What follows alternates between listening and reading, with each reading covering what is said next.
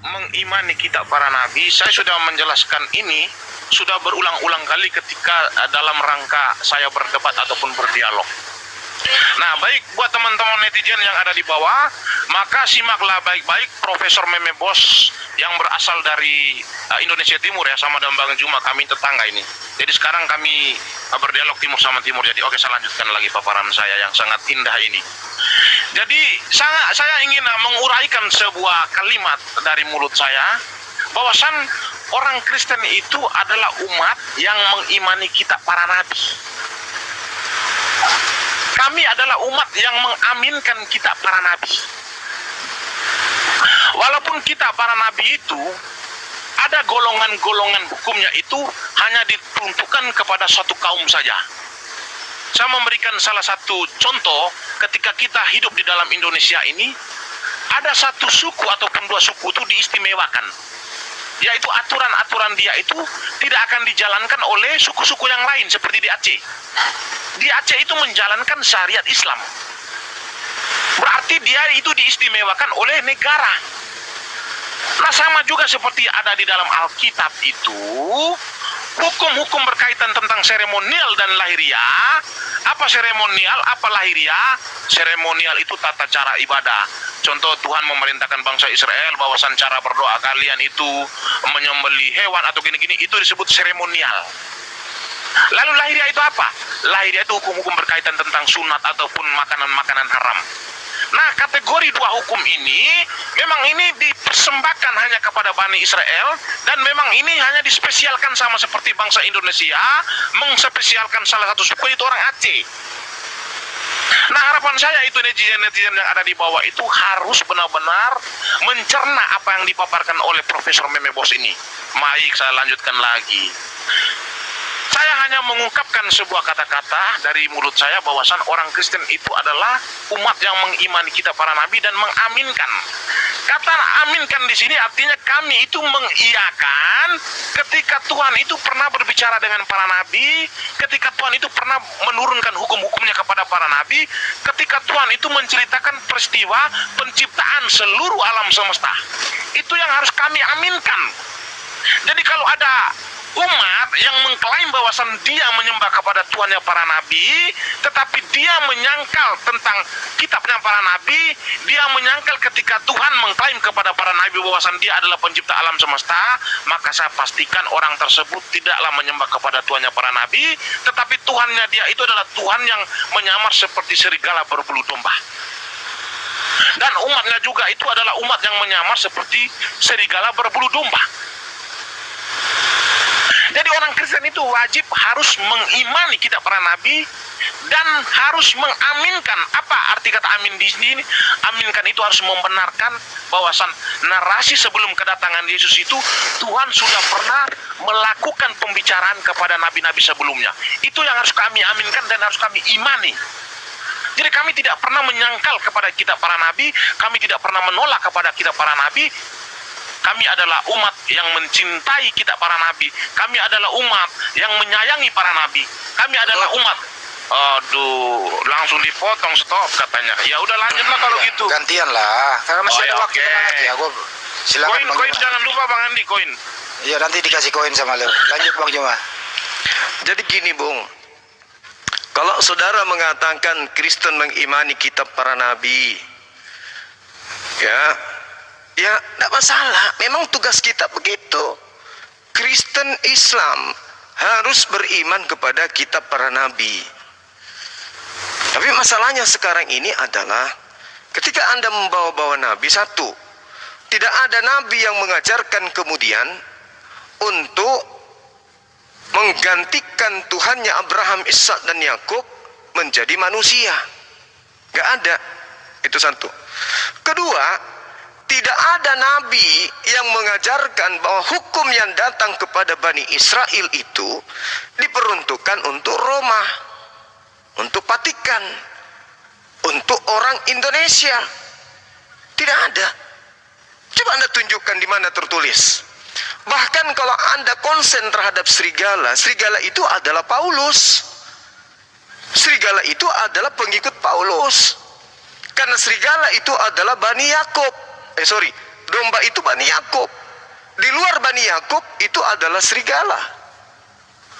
Kenapa bisa dikatakan serigala? Karena mereka nyamar seperti domba. Makanya mereka disebut serigala.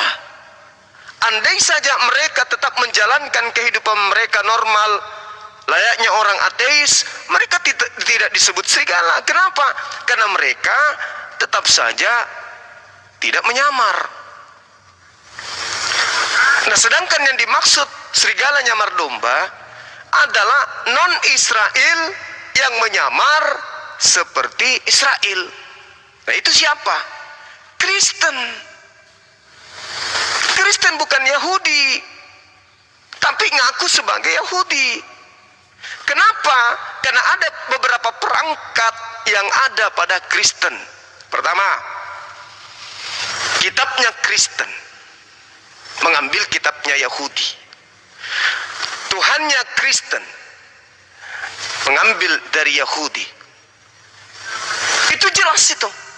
Jadi tidak bisa dipungkiri, sementara Tuhan dan juga kitab ini adalah dua hal yang menjadikan Kristen itu bisa menjual agama kemana-mana. Mengambil kemudian data dari Yahudi, kemudian mengajarkan kekristenan kemana-mana. Tanpa perjanjian lama, Kristen tidak laku. Oke? Tanpa membawa-bawa Tuhannya Yahudi, Kristen tidak laku. Tanpa membawa-bawa nabi yang datang ke Yahudi, Kristen tidak laku. Apasnya kemudian adalah Kristen tidak memiliki kapling.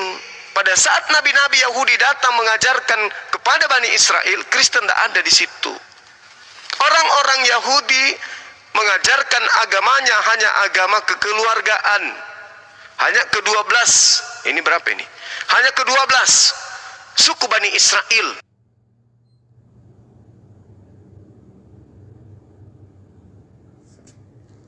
Itu di dalam surah Al-Maidah jelas sekali. Dalam surah As-Saff juga diterangkan, wa iz qala Musa liqaumihi ya qaumi lima tu'sun. Yang terakhir datang kepada mereka juga berkata, wa iz qala Isa bin Maryam ya bani Israel inni rasulullahi ilaikum musaddiqan lima baina yadayhi minat Torah wa mubasysyiran bi rasuli yati min ba'di ismuhu Ahmad falamma ja'ahum bil bayyinati qalu hadza sihrun mubin. Musa, Yesus, Isa mengakui mereka hanya untuk Bani Israel. Ayo, mana kitab yang diturunkan kemudian Allah kepada Bani Israel yang menerangkan bahwa kitab-kitab itu, ajaran itu kemudian dihususkan kepada Roma? Mana? Enggak ada. Sedangkan kitab dan hukum-hukum ketetapan yang datang kepada Bani Israel berlaku hanya untuk Bani Israel. Jadi kesimpulan saya, Kristen itu adalah ajaran serigala, nyamar domba. Artinya ajaran non-Yahudi yang ngaku-ngaku Yahudi. Seperti itu. Cakaruduk Indonesia. Lanjut. Oke, baik, terima kasih. Ada berarti boleh. Apa saya harus nunggu dipersilakan oleh moderator atau Silakan. memang... Lanjut Oke, aja. baik. Ini paparan Bang Juma ini sangat bagus sekali, tetapi memang maaf karena hari ini memang saya sudah terlalu lama beristirahat, jadi stamina saya ini bagus. Mungkin dialog kita ini akan panjang karena memang apa? Karena memang sudah saya persiapkan stamina saya ya. Oke, saya lanjutkan lagi. Jadi saya memetik sebuah kalimat yang diungkapkan oleh Bang Juma ini. Beliau mengatakan bahwasan ketergantungan orang Kristen ini terhadap Tuhannya orang Yahudi.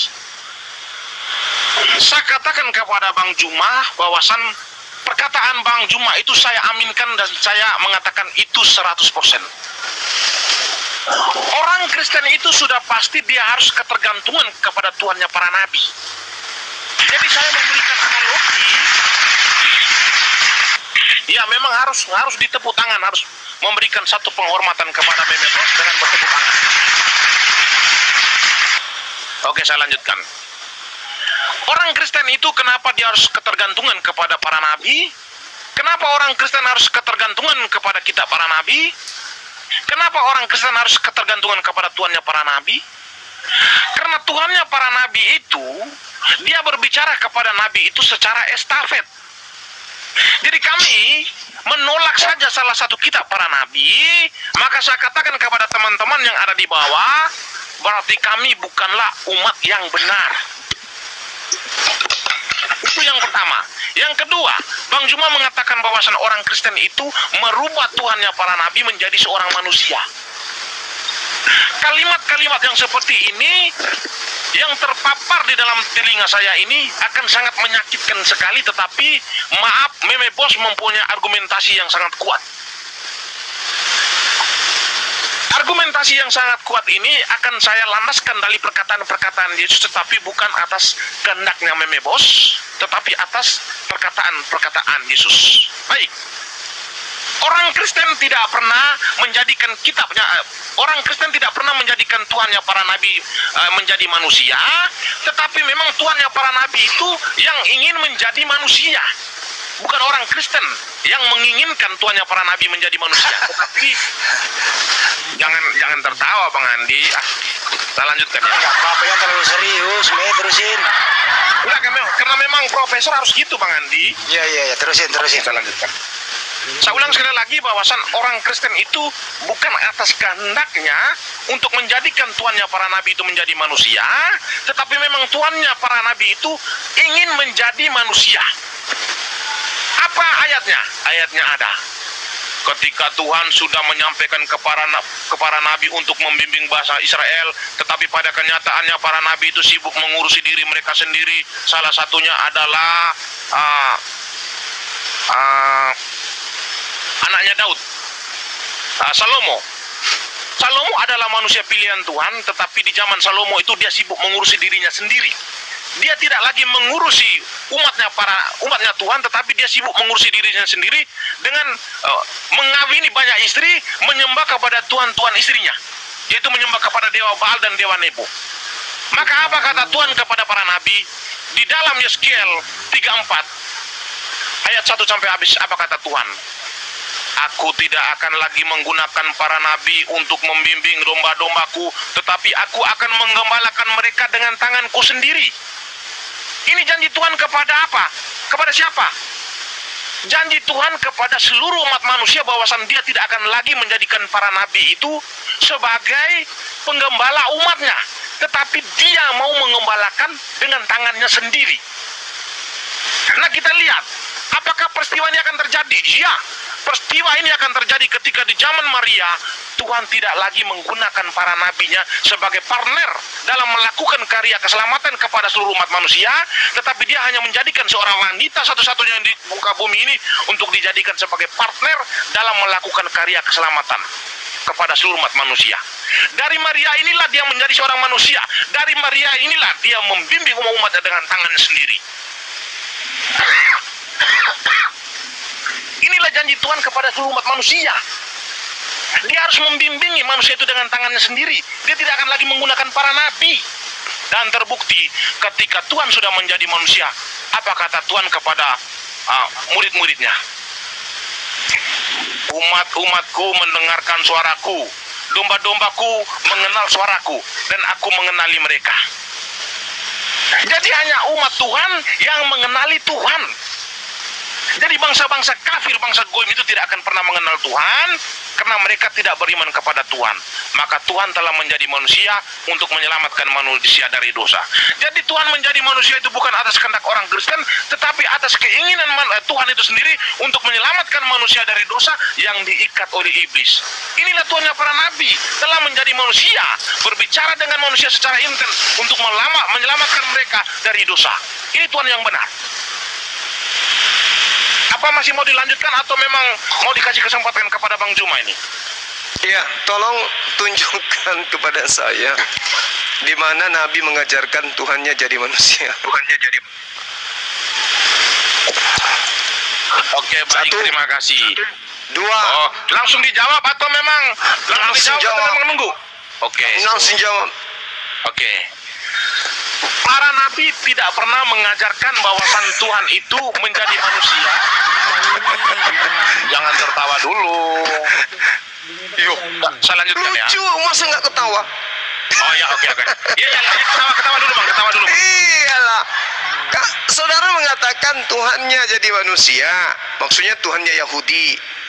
Saya minta dalilnya mana? Anda katakan tidak ada.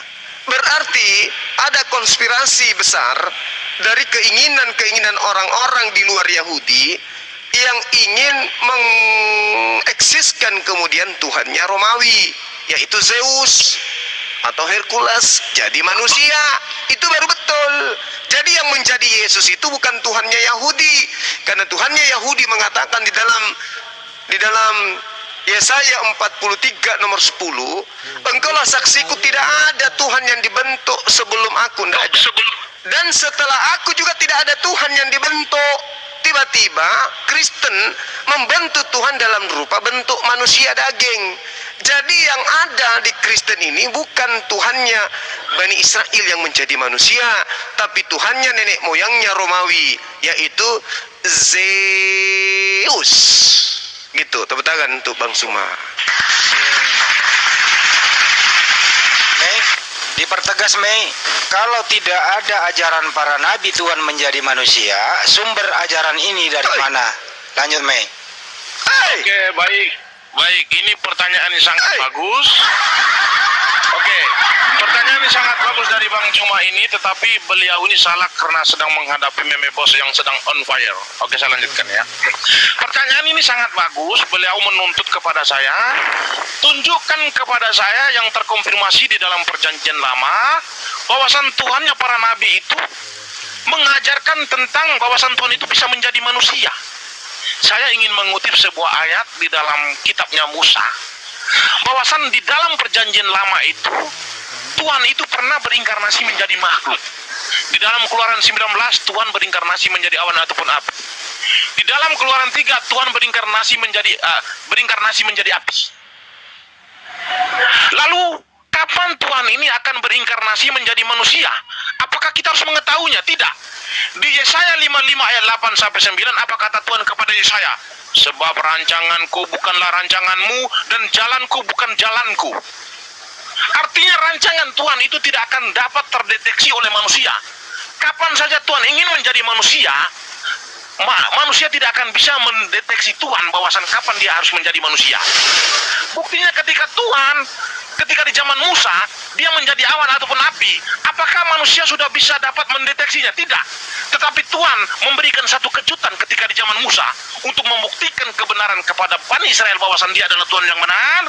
Dia menunjukkan satu pembuktian kepada mereka dengan menjadi awan ataupun api. Maka sebuah rahasia yang ada di dalam diri Tuhan ini tidak akan bisa dijangkau oleh manusia.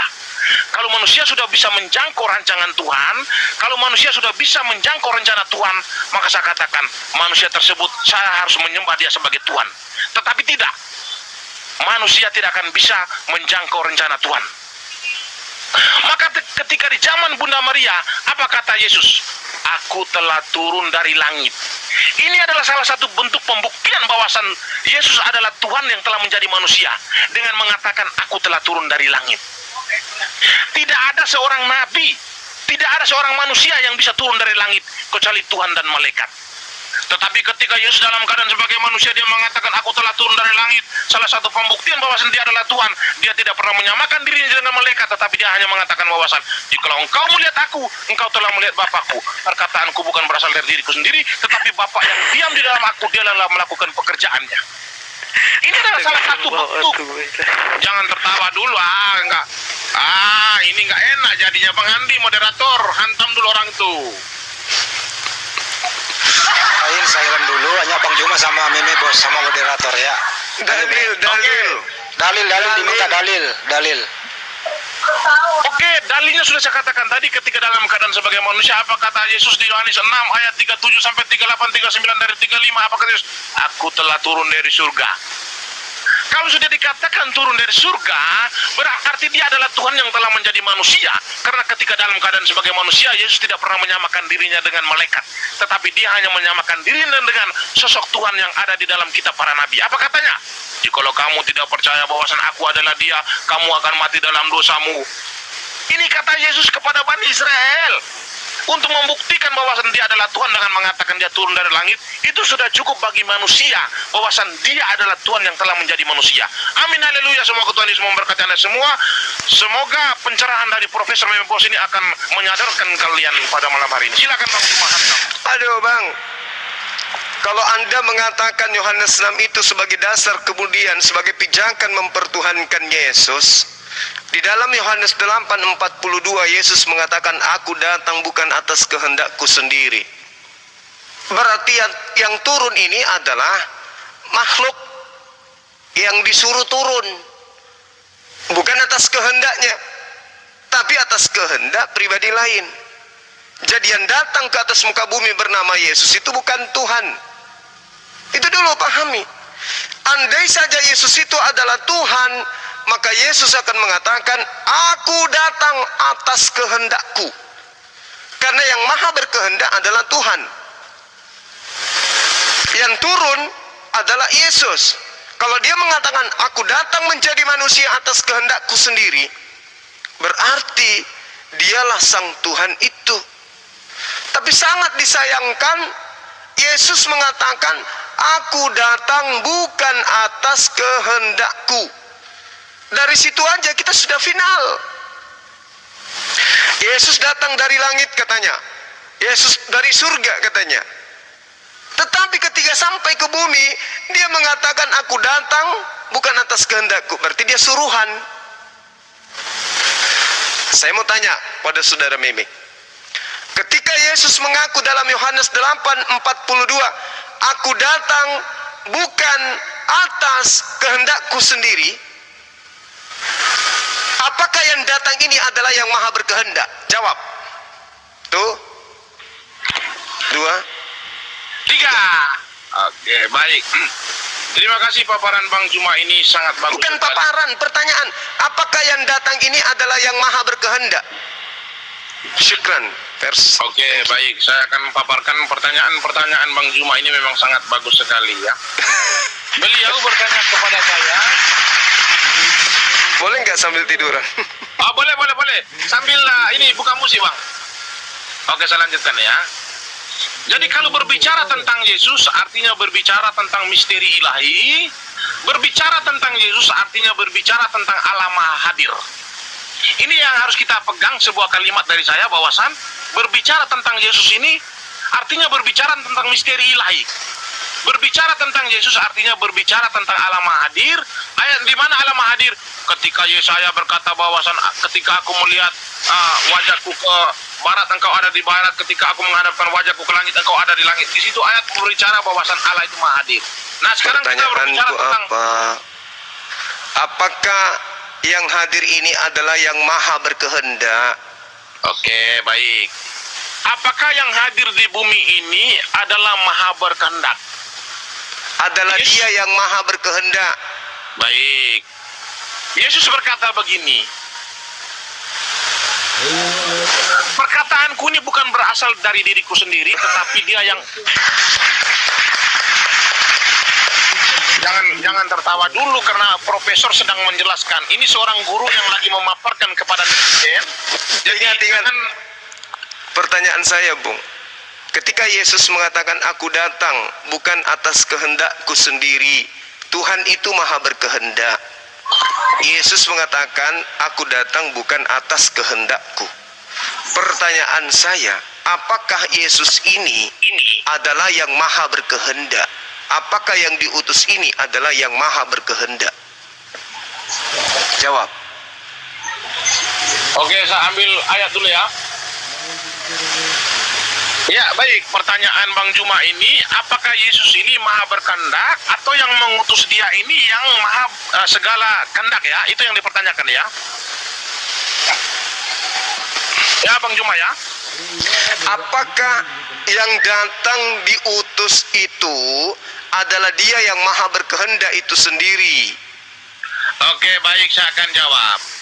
Jadi kalau kita berbicara tentang Yesus, artinya kita berbicara tentang firman Allah. Berbicara tentang Yesus, Ya, oke, sabar dulu ya, sabar dulu. Nanti saya akan jelaskan secara detail, karena profesor itu harus membutuhkan waktu 1 menit, 2 menit. Oke, silakan. Oke, Profesor kamu linglung. oke. Pertanyaan saya sederhana loh. Teman-temanku di YouTube juga tertawa-tertawa itu. Orang-orang di YouTube ya. pada tertawa. Oke, saya lanjutkan ya. Eh, Oke. Berbicara tentang Yesus artinya berbicara tentang firman Allah yang menjadi manusia. Berbicara tentang Yesus artinya berbicara tentang Allah Tritunggal. Nah, di dalam kekristenan itu mengkonfirmasikan bahwasan Tuhan kami itu esa, tetapi mempunyai 3 pribadi. Nah, Yesus ini apakah Bapa itu sendiri? Yesus ini ternyata dia bukanlah Bapa itu sendiri, tetapi dia adalah firman Bapa yang satu hakikat dengan Bapa itu sendiri. Jadi Yesus itu turun ke bumi itu bukan atas kehendak dia sendiri, tetapi kehendak Bapaknya untuk mengutus dia ke bumi untuk melakukan karya keselamatan kepada seluruh umat manusia, karena dia adalah firman Bapa turun untuk menyelamatkan manusia seperti yang terkonfirmasi. Pendeta bego. Firmanku kembali kepadaku, dia tidak dengan sia-sia, dia melakukan sesuai dengan apa yang ku kehendaki. Artinya di zaman Yesaya itu, bentar Bang Juma. Artinya di zaman Pendengar Indonesia tuh nggak bego, ngerti bahwa jawaban lu muter-muter yang ditanya. Yang ke dunia itu berkehendak, firman segala lu omongin. Jawab bahwa dia itu bukan Allah yang Maha Kuasa. Dia Isa, Yesus dia gitu. Dia nabi, dia orang, dia manusia gitu. Enggak ujuk-ujuk jadi Tuhan dia. Itu kan orang Indonesia ini enggak bego Pak Pendeta. Jangan bisa diputar-putar begitu. Profesor apa sih kamu? paparan dia saya. atau bukan? Yang berbicara dengan Yesaya, yang berbicara dengan Musa, yang berbicara dengan para nabi itu adalah firman-Nya yang diutus Yang oleh saya Bapa. tanya, apakah Yesus adalah Yesus yang berkata di Yesaya 55 nomor 11? Apakah itu Iya. perkataan Yesus? Yang berbicara dengan Musa firman, yang berbicara dengan Yesaya, yang berbicara dengan para nabi sebelumnya itu, firman itu telah menjadi manusia yang disebut dengan Yesus. Pak Prof, yang saya tanya, Yesaya 55 nomor 11. Segala firman yang keluar dari mulutku tidak akan kembali Bukan segala. Firmanku yang kuutus kembali kepadaku tidak dengan Firman- sia-sia. Bukan Baca segala baik-baik firman dulu. Baca dulu baik-baik. Oke, Firman baik. yang keluar dari mulutku tidak akan kembali kepadaku dengan sia-sia sebelum terjadi apa yang aku perintahkan kepadanya. Dia Betul? melakukan sesuai dengan apa yang aku kehendaki. Itu Betul? narasi yang benar. Oke. Berarti di situ ada yang maha berkehendak. Benar. Benar. Sekarang Yesus dalam Yohanes 8:42, aku datang bukan atas kehendakku sendiri. Oke, saya lanjutkan ya. Itu yang Profesor bego. apakah dia yang maha berkehendak yang berkata di dalam Yesaya itu adalah Yesus yang adalah Tuhan Anda yang mengatakan aku datang bukan atas kehendakku. Dia pribadi yang sama atau pribadi yang berbeda? Jawab. Pribadi yang sama.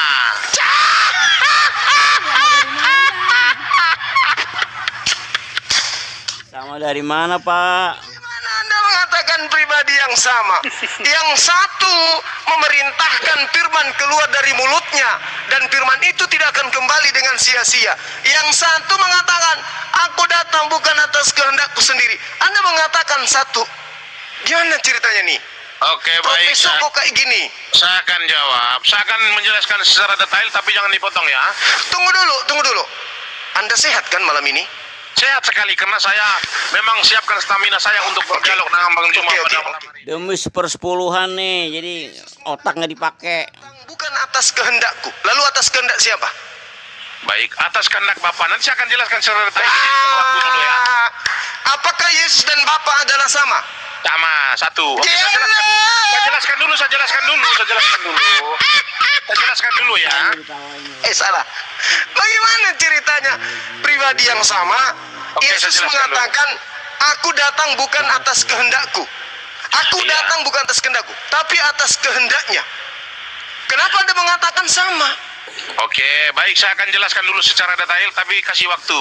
Nah, Profesor Pendeta ini nggak pakai otak Pak dia. Oke, baik. Terima kasih atas waktu yang sudah diberikan oleh Bang Juma kepada saya. Jadi begini ya. Tuhan kami itu Tuhan yang sangat maha kuasa. Kemahakuasaan dia itu sangat luar biasa, kedahsyatannya dia itu sangat luar biasa. Maka dia berbicara di dalam 2 Tawarik 6 ayat 18. Tetapi benarkah Allah hendak diam bersama dengan manusia di atas bumi?